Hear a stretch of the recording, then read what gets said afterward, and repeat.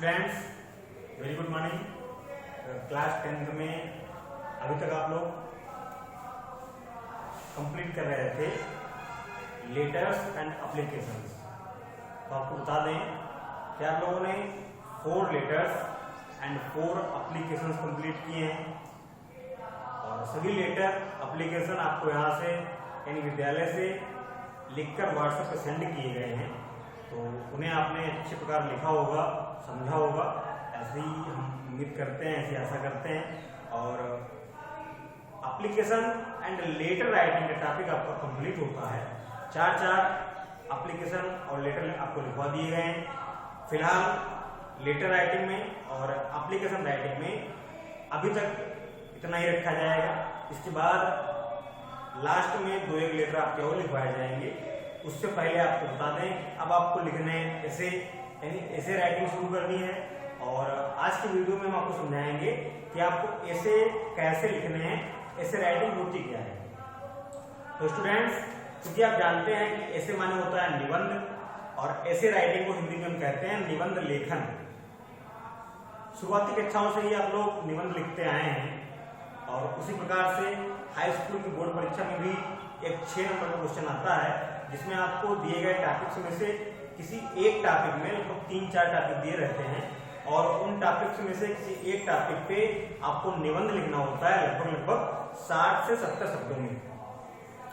तो स्टूडेंट्स, कक्षा 9 में भी आप लोगों ने कई ऐसे लिखे, उनको लर्न किया, उनको समझा है। तो आप लोगों के लिए ऐसे लिखना कोई मुश्किल काम नहीं। तो निबंध लेखन में कोई टॉपिक दे दिया जाता है, जैसे कि मान लीजिए आपको टॉपिक दे दिया गया माई स्कूल, मेरा स्कूल, या my village, my father, my mother, my best friend, my favourite book. इस प्रकार के टॉपिक्स आपकी बोर्ड परीक्षा में पूछे जाते हैं और उस पर आपको अपनी ओपिनियन देनी होती है, उस पर आपको अपने विचार लिखने होते हैं। कोई भी टॉपिक जो इस क्वेश्चन से संबंधित होगा तो उसको आप अच्छे से तब लिख पाएंगे जब उसके बारे में आपको जानकारी होगी। यानी जिसे आपसे कह दिया जाए कि टॉपिक लिखिए प्रदूषण पे, ऐसे लिखना है आपको प्रदूषण पे। तो प्रदूषण के बारे में आप ज्यादा अच्छा तब लिख पाएंगे जब आप प्रदूषण के बारे में अच्छी प्रकार जानते होंगे। अगर हिंदी में आप प्रदूषण के बारे में अच्छे से जानते हैं और आपका ट्रांसलेशन पावर, आप अच्छे से ट्रांसलेशन करना जानते हैं, तो ऐसे लिखने में स्टूडेंट्स आपको कोई समस्या होने वाली नहीं। तो कई ऐसे आपको लिखवाए जाएंगे। फिलहाल आज के इस वीडियो में आपको हम ये समझाएंगे कि किस प्रकार से आपको इसे लिखना है। महत्वपूर्ण टॉपिक्स की बात करें तो बोर्ड परीक्षा के लिहाज से जैसे कि my mother, my father, your best friend, your school, your principal, the postman, your town, your village, Indian farmer, ये टॉपिक्स जो हैं ज्यादा इंपॉर्टेंट है बोर्ड परीक्षा की दृष्टि से। और इन सब टॉपिक्स पे आपको निबंध यानी ऐसे लिखवाए जाएंगे।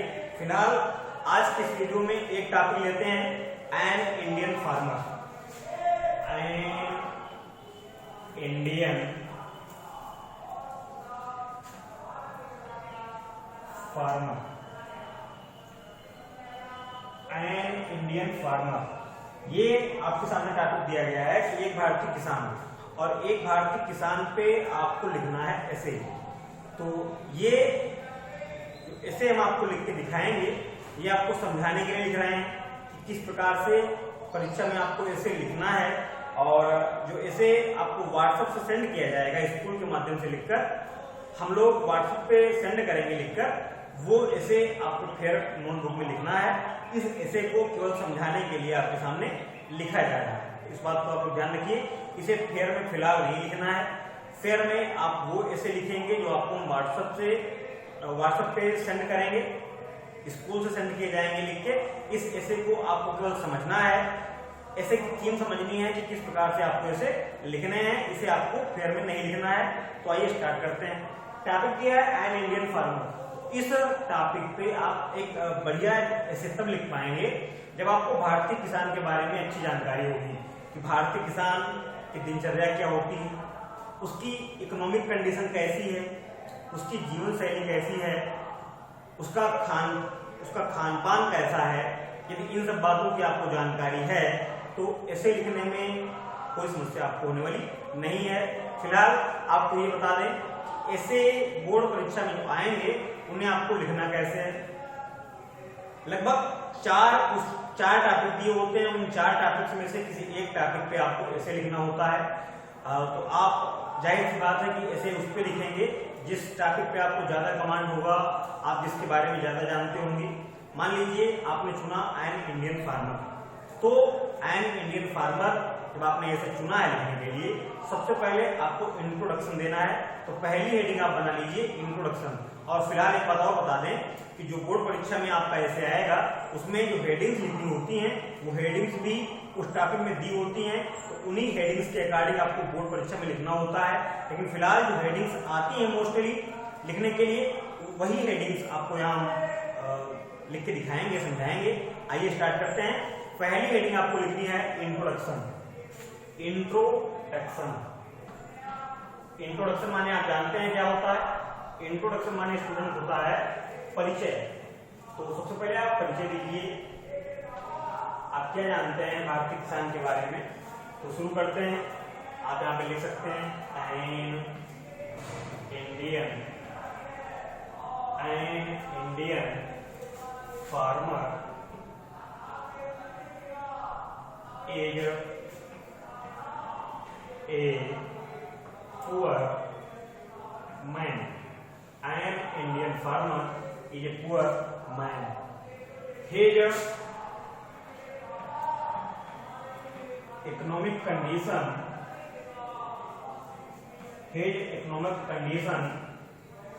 is mostly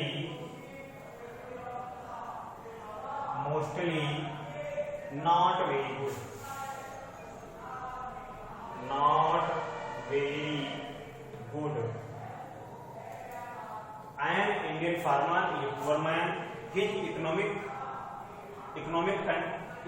condition छूट गया है स्टूडेंट। यहाँ पे लिखते हैं his economic condition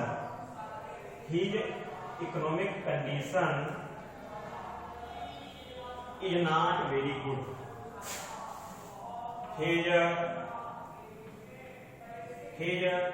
life is full of hardships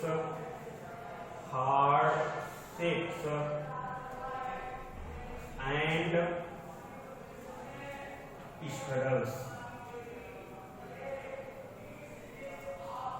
His life is full of hardships and struggles. Yet he works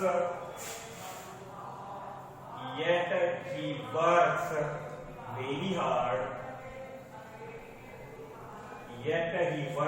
hard. Patiently.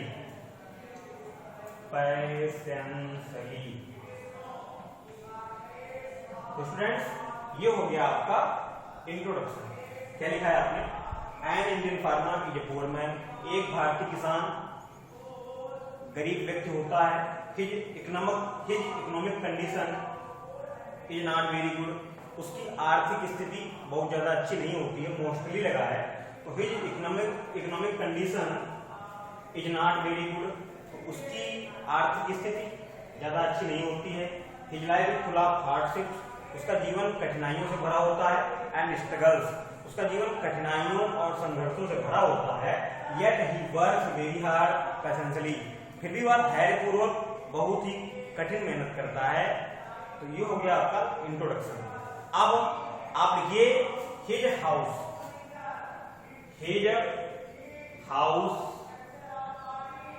और इसी में आप जोड़ दीजिए his house and dress. His house and dress. उसका घर कैसा होता है और कपड़े कैसे पहनता है, ये आपको लिखना है। तो यहाँ पे लिखना है आपको N Indian farmer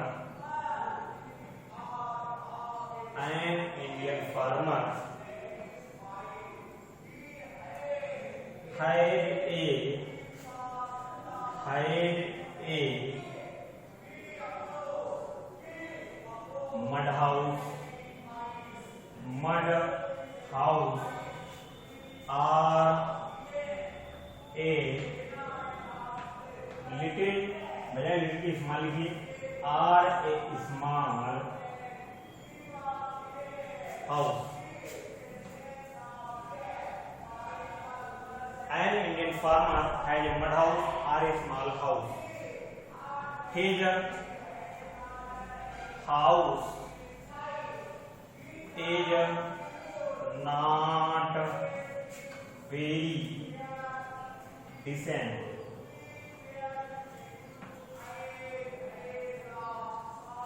Most of the farmers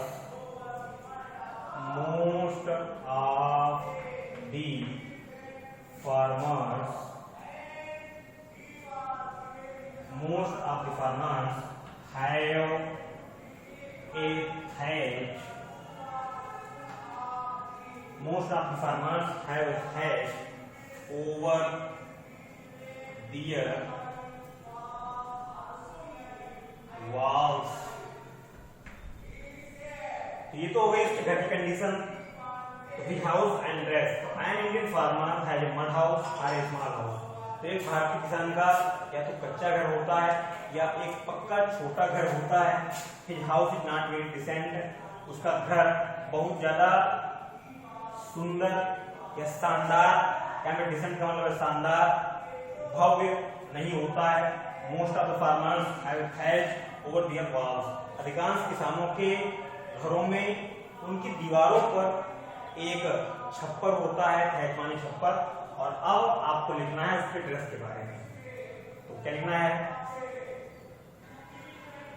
farmer, a farmer wears very simple dress.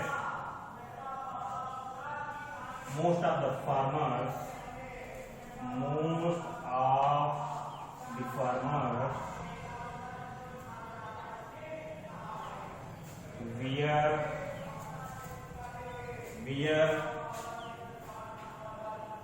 cotton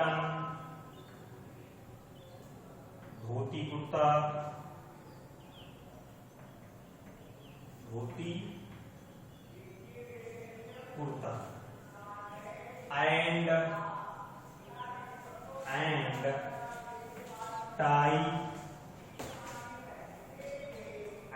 tie, यहाँ पे and tie नहीं किया. Most of the farmers wear a cotton dhoti kurta and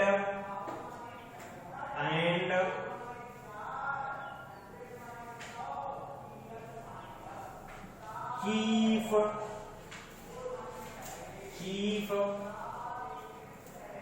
other clothes. So students, ये हो गई heading his house and dress. An Indian farmer has a mud house or a small house. His house is not very decent. Most of the farmers have thatch over their walls. A farmer wears very simple dress. Most of the farmers wears cotton dhoti kurta and other cheap clothes. other यहाँ पे रहेगा. and other cheap clothes, यानी सस्ते कपड़े पहनते हैं. तो ये दो हेडिंग आपकी कंप्लीट हो गई हैं. और अब आप देखें तीसरी हेडिंग. तो तीसरी हेडिंग में आप लिख सकते हैं हिज फूड. तो इसको मिटा दे रहे हैं. क्या लिखेंगे आप? His food.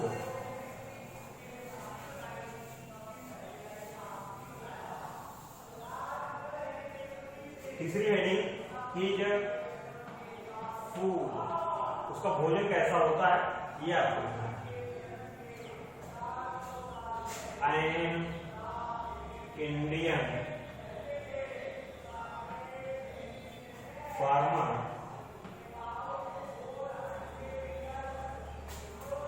eats very simple food. He mostly eats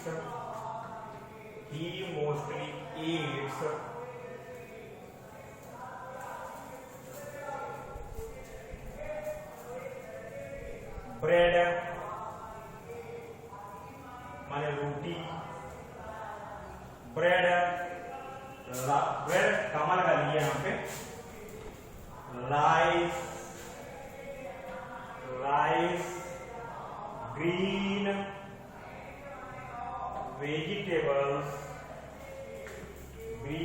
vegetables and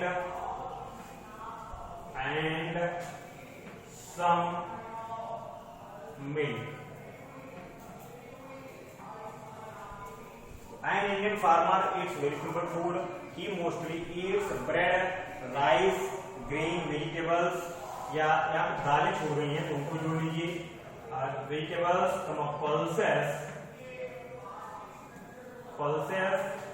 and some milk made material.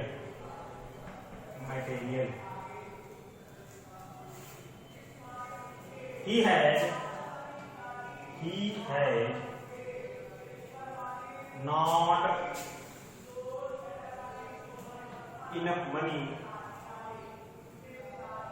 He had not enough money to eat fruits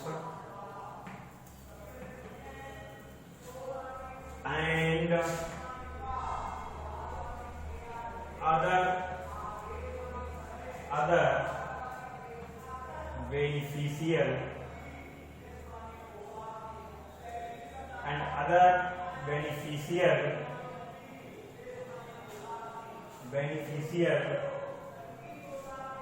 materials. तो स्टूडेंट्स, ये हो गया भारतीय किसान का भोजन.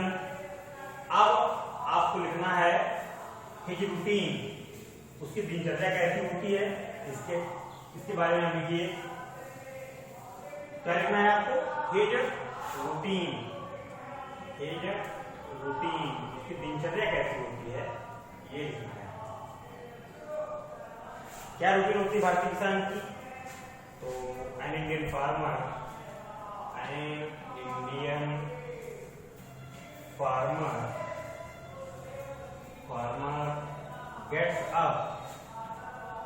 gets up early in the morning. An Indian farmer gets up early in the morning. He goes to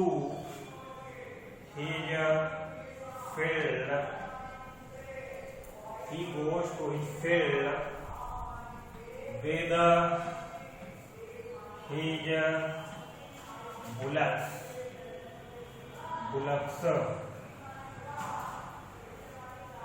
He works very hard there.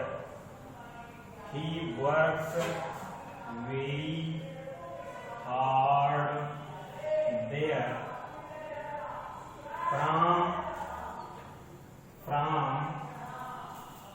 morning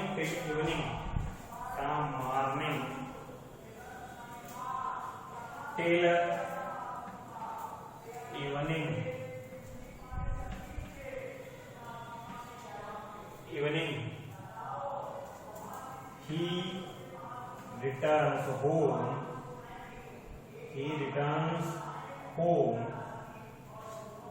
at the sunset.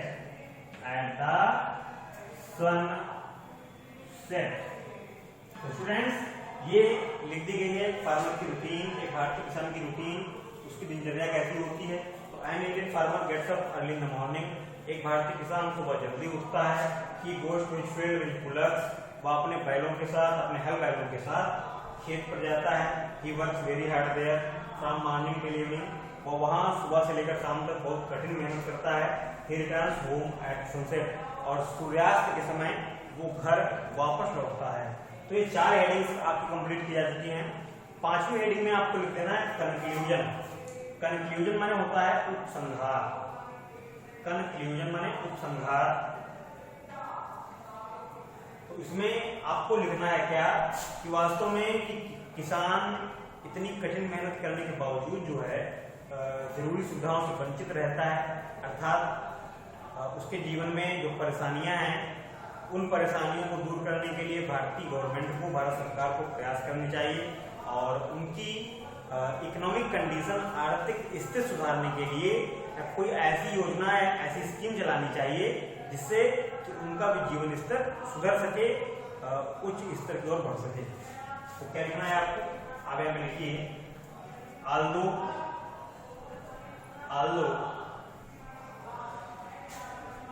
a farmer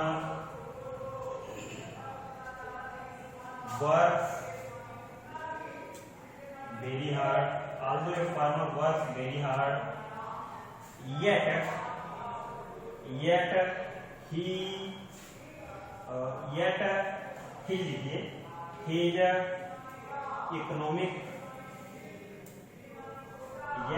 economic condition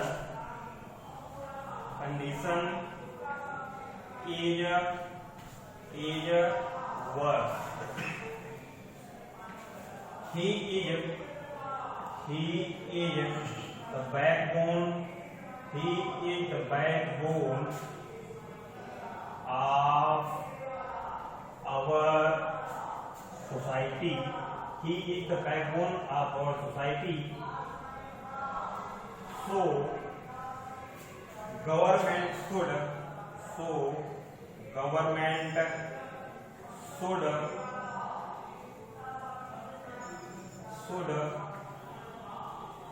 take